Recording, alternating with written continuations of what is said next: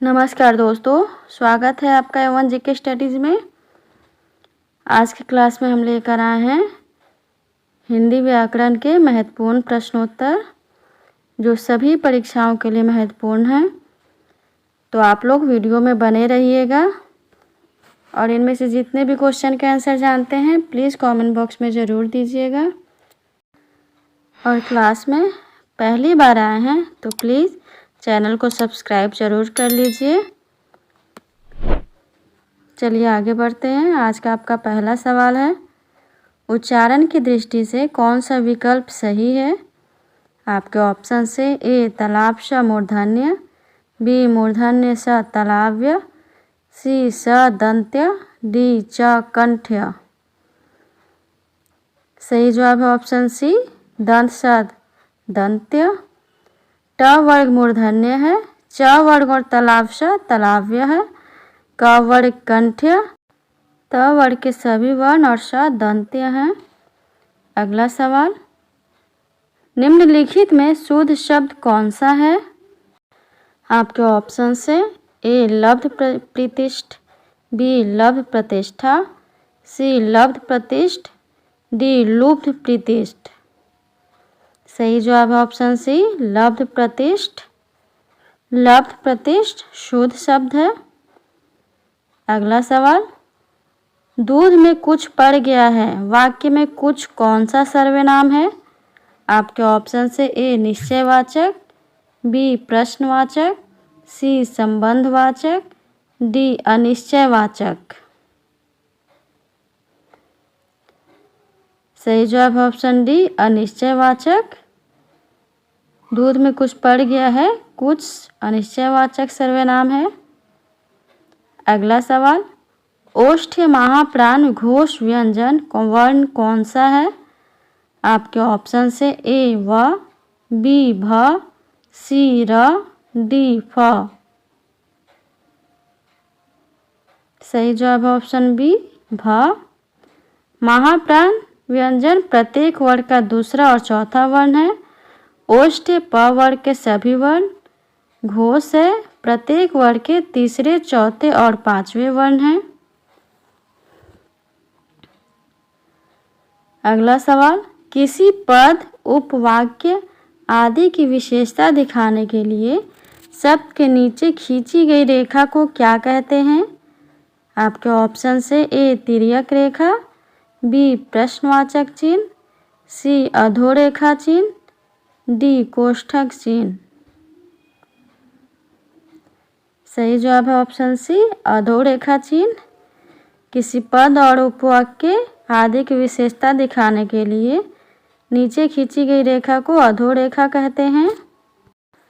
अगला सवाल है, हिंदी वर्णमाला में ब ध्वनि है। आपके ऑप्शन से ए तालव्य, बी ओष्ठ्य, सी दंत्य, डी मूर्धन्य। जवाब दीजिए। सही जवाब है ऑप्शन बी ओष्ठ्य। इनमें से जितने भी क्वेश्चन का आंसर जानते हैं प्लीज़ कमेंट बॉक्स में ज़रूर दीजिएगा। अगला सवाल, निम्न में से विराम चिन्ह का प्रकार कौन सा नहीं है? आपके ऑप्शन से ए लाघव, बी उपदेशक, सी विवरण, डी निर्देशक। बताइए। सही जवाब है ऑप्शन बी उपदेशक। इनमें में से उपदेशक विराम चिन्ह का प्रकार नहीं है। अगला सवाल, श्री कामता प्रसाद गुरु के अनुसार विराम चिन्हों को किस भाषा से लिया गया है? आपके ऑप्शन से ए फ्रेंच, बी अंग्रेजी, सी अरबी, डी चीनी। जवाब दीजिए। सही जवाब है ऑप्शन बी अंग्रेजी। कामता प्रसाद गुरु के अनुसार विराम चिन्ह अंग्रेजी भाषा से लिया गया है। अगला सवाल, निम्नलिखित शब्दों में से कौन सा शब्द विशेषण है? आपके ऑप्शन से ए अनुशासित, बी अनुशासन, सी अनुशंसा, डी शासन।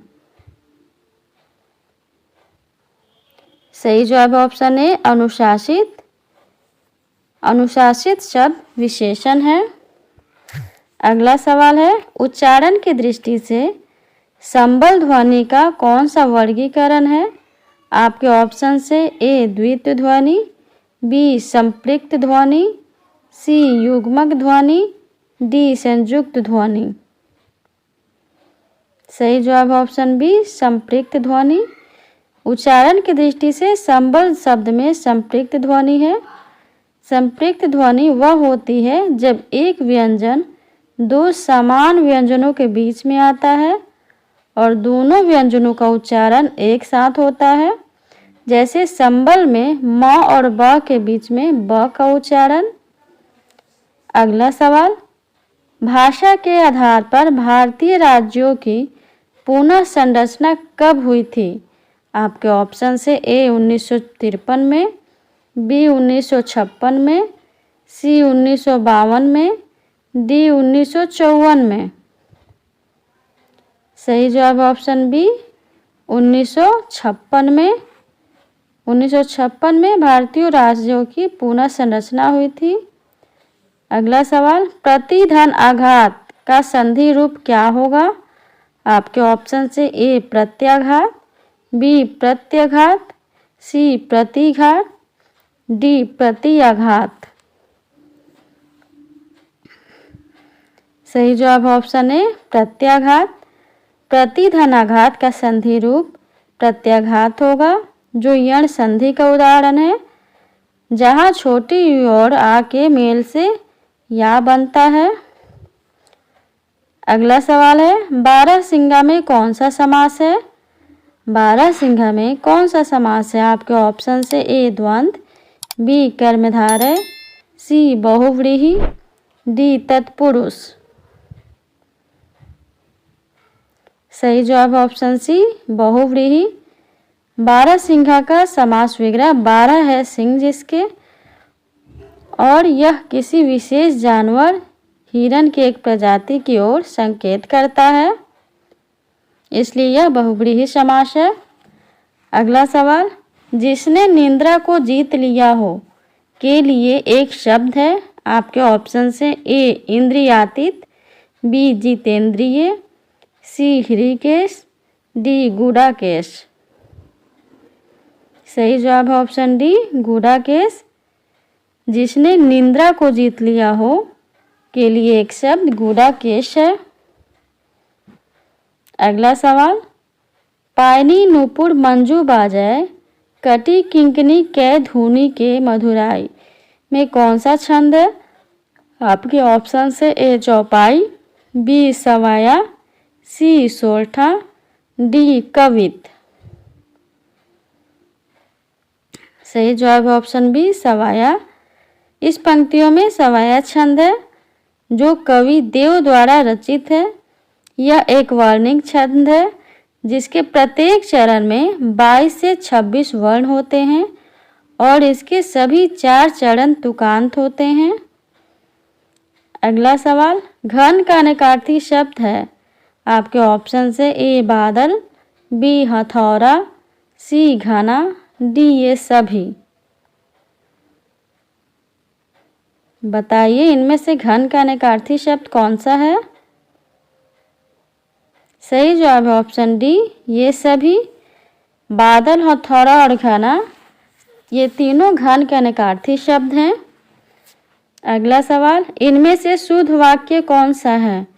आपके ऑप्शन से ए रेखा ने भोजन कर ली है, बी रेखा भोजन कर ली है, सी रेखा भोजन कर ली, डी रेखा ने भोजन किया है।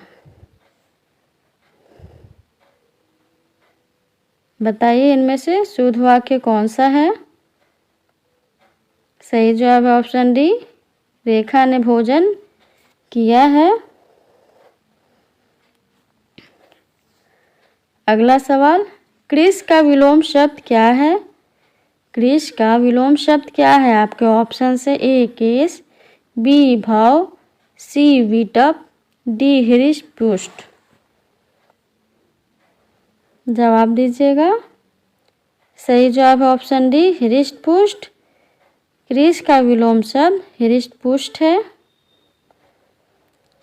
अगला सवाल, पवित्र में कौन सी संधि है? पवित्र में कौन सी संधि है? आपके ऑप्शन है ए यण, बी गुण, सी अयादि, डी वृद्धि। बताइए। सही जवाब है ऑप्शन सी अयादि। पवित्र का संधि विच्छेद पोधन इत्र होता है, इसमें अयादि संधि है। आप अपना जवाब कमेंट बॉक्स में ज़रूर दीजिए। चलिए आगे बढ़ते हैं। अगला सवाल है, निम्न में से घर का पर्यायवाची शब्द कौन सा है? आपके ऑप्शन से ए विहार, बी इला, सी आश्रम, डी गेह। सही जवाब है ऑप्शन डी गेह। घर के अन्य पर्यायवाची शब्द हैं गृह, आलय, आवास, निकेतन, भवन, निवास, सदन और आगार। अगला सवाल, परा उपसर्ग का अर्थ क्या है? परा उपसर्ग का अर्थ क्या है? आपके ऑप्शन से ए भीतर, बी उल्टा, सी आगे, डी आसपास। जवाब दीजिए। सही जवाब है ऑप्शन बी उल्टा। परा का अर्थ है दूर, उल्टा या कम से। अगला सवाल, आप पढ़े तो मैं लिखूं, इस वाक्य में क्रिया किस काल का बोध करा रही है? आपके ऑप्शन से ए सामान्य भविष्यत, बी हेतु हेतु मध्य भविष्यत, सी आसन्नभूत, डी वर्तमान काल। जवाब दीजिए। सही जवाब है ऑप्शन बी हेतु हेतु मध्य भविष्यत। आप पढ़े तो मैं लिखूं वाक्य हेतु हेतु मध्य भविष्यत काल का बोध करा रहा है, क्योंकि इसमें एक क्रिया पढ़ना का पूरा होना भविष्य की दूसरी क्रिया लिखना पर निर्भर करता है। अगला सवाल, किसी न किसी तरह में कौन सा पदबंध है? आपके ऑप्शन है ए विशेषण, बी संज्ञा पदबंध, सी सर्वनाम पदबंध, डी क्रिया विशेषण पदबंध। बताइए किसी न किसी तरह में कौन सा पदबंध है? सही जवाब है ऑप्शन डी क्रिया विशेषण पदबंध। किसी न किसी तरह एक क्रिया विशेषण पदबंध है, क्योंकि यह वाक्य में कैसे या किस प्रकार का उत्तर देता है, जो कि क्रिया विशेषण की पहचान है। यह पदबंध क्रिया के होने की रीति या तरीका बताता है। अगला सवाल, जो वाणी द्वारा व्यक्त न किया जा सके के लिए एक शब्द है। आपके ऑप्शन से ए आत्म साक्षात्कार, बी स्वानुभूति, बी अनिर्वचनीय, डी रहस्य। सही जवाब है ऑप्शन सी अनिर्वचनीय। जो वाणी द्वारा व्यक्त न किया जा सके उसे अनिर्वचनीय कहते हैं। अगला सवाल, पानी किस शब्द का नकारार्थी है? पानी किस शब्द का नकारार्थी है? आपके ऑप्शन से ए प्रतिष्ठा, बी पारा, सी युक्ति, डी दूध। सही जवाब है ऑप्शन ए प्रतिष्ठा। पानी के अर्थों में जल, चमक और इज्जत या प्रतिष्ठा शामिल है, जैसे उसकी पानी में कमी नहीं है। अगला सवाल है, किस नदी का नाम स्त्रीलिंग में प्रयुक्त नहीं होता? आपके ऑप्शन से ए नर्मदा, बी ताप्ती, सी सिंधु, डी तांदुला। सही जवाब है ऑप्शन सी सिंधु। नर्मदा, ताप्ती और तांदुला नदी स्त्रीलिंग में प्रयुक्त होने वाली नदी है। अगला सवाल, कष्टापन शब्द में कौन सा समास है? आपके ऑप्शन से ए तत्पुरुष, बी अव्ययभाव, सी कर्मधारय, डी बहुव्रीहि। जवाब दीजिए। सही जवाब है ऑप्शन ए तत्पुरुष। कष्टापन में तत्पुरुष समास है, जिसका विग्रह कष्ट को आपन होता है।